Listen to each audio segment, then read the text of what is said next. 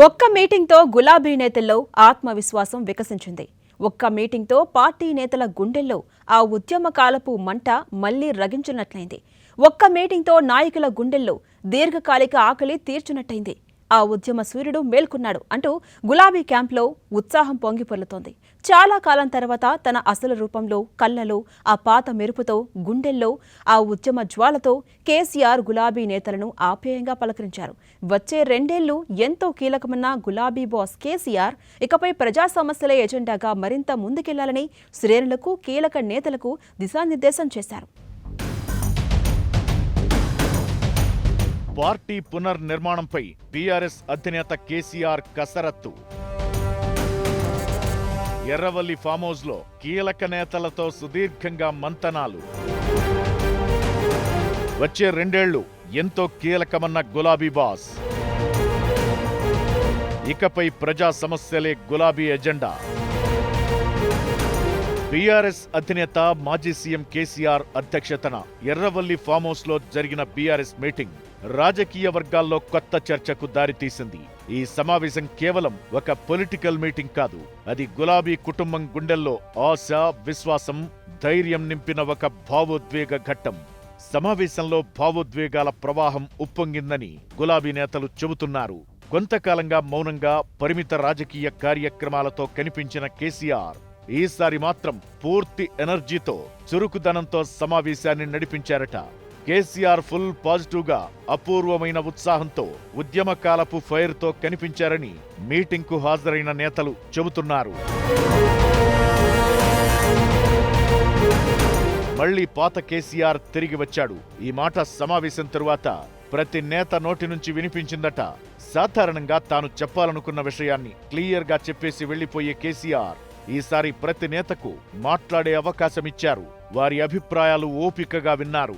పాత రాజకీయ జ్ఞాపకాలను గుర్తుచేసి నవ్వులు పంచారు. అందరితో కలిసి భోజనం చేశారు. ఒక్కొక్కరిని ఆప్యాయంగా పలకరించి ఆత్మవిశ్వాసం నింపారు. ఆ సమావేశం మొత్తం ఒక కుటుంబ సమావేశంలా జరిగింది.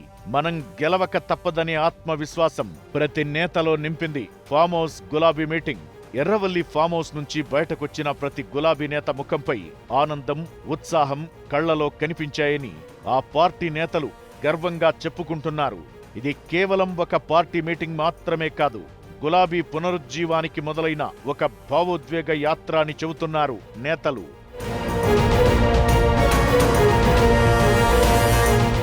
రెండేండ్లు పార్టీకి అత్యంత కీలకమని పేర్కొన్న కేసీఆర్ ఈ సమయాన్ని పూర్తిగా ప్రజా సమస్యలపై ఫోకస్ చేయాలని, మళ్లీ ఉద్యమ కార్యాచరణకు శ్రీకారం చుట్టాలని సూచించారు. తెలంగాణలో ప్రతి జిల్లాకు ప్రత్యేక సమస్యలు ఉన్నాయని, వాటిని గుర్తించి జిల్లావారీగా ఉద్యమ కార్యాచరణ రూపొందించాలని నేతలకు క్లారిటీగా చెప్పేశారు. ముఖ్యంగా రైతులు ఎదుర్కొంటున్న ఇబ్బందులు, విద్యార్థుల భవిష్యత్ సమస్యలు, నిరుద్యోగ యువత ఆవేదనలపై ప్రత్యేక దృష్టి పెట్టాలన్నది గులాబీ బాస్ ప్లాన్. ప్రజా సమస్యల కోసం ఎంత గట్టిగా పోరాడితే ప్రజల ఆదరణ కూడా అంత బలంగా లభిస్తుందన్నది కేసీఆర్ ఎత్తుగడగా ఉంది. నియోజకవర్గాలు, జిల్లాలకు ఇన్ఛార్జీల ఎంపికలో కేవలం పేరుకే కాకుండా నిజంగా పనిచేసే నాయకులకు మాత్రమే అవకాశాలు ఇవ్వాలని కేసీఆర్ ఈ సందర్భంగా స్పష్టం చేశారు. గత 10 ఏళ్లలో పార్టీ పదవులు పొందని క్యాడర్కు ఈసారి ప్రాధాన్యం కల్పించాలని సూచించారు. అలాగే కుటుంబ వ్యక్తిగత పరిచయాలకు ప్రాధాన్యం ఇవ్వకుండా గ్రౌండ్ లెవెల్లో యాక్టివ్గా పనిచేసేవారినే ముందుకు తీసుకురావాలని నాయకత్వానికి ఆదేశాలిచ్చారు. యువజన సంఘాలు, విద్యార్థి సంఘాలు, కార్మిక సంఘాల్లో చురుగ్గా పనిచేస్తున్న వారికి పార్టీలో కీలక బాధ్యతలు అప్పగించాలని కేసీఆర్ దిశానిర్దేశం చేశారు. పార్టీకి అంకిత భావంతో పనిచేసేవారే భవిష్యత్లో నాయకత్వంగా ఎదగాల్సిన అవసరముందనేది ఆయన భావనగా ఉంది.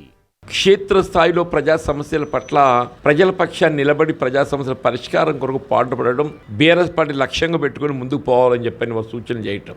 రబీ రైతాంగానికి ఏదైతుందో 6 కాలం కష్టపడి పంట పండిస్తే పండించిన వ్యవసాయ ఉత్పత్తులు మరి మద్దతు ధర పొందలేక మద్దతు ధరకు 500 రూపాయలు బోనస్ కల్పింపజేయడం జరుగుతుందని చెప్పని మరి విశ్వాసం కల్పింపజేసే ప్రయత్నం చేయటం.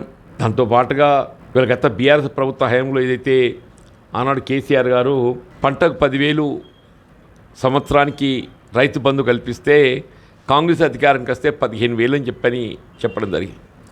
ఇలా 15,000 కాదు కదా, అసలు 10,000 అమలు చేయలేకపోతుంది. క్రియాశీలకంగా పనిచేసే వారికే యాక్టివ్ మెంబర్షిప్ ఇవ్వాలని ఈ సందర్భంగా కేసీఆర్ క్లారిటీ ఇచ్చారు.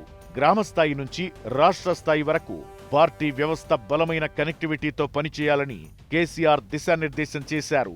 పార్టీ వర్కింగ్ ప్రెసిడెంట్ కేటీఆర్ తరచూ టెలికాన్ఫరెన్స్లు నిర్వహిస్తూ నాయకులు కార్యకర్తలకు అందుబాటులో ఉండాలని సూచించారు.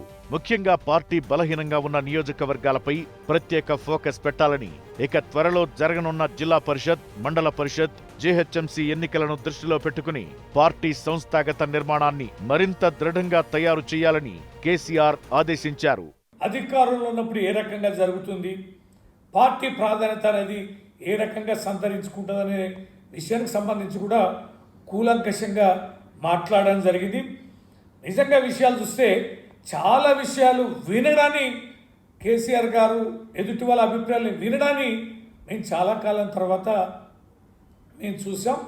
ఒక మార్పు, ప్రధానమైన పెనుమార్పు అయితే కేసీఆర్ గారిలో చూసాం.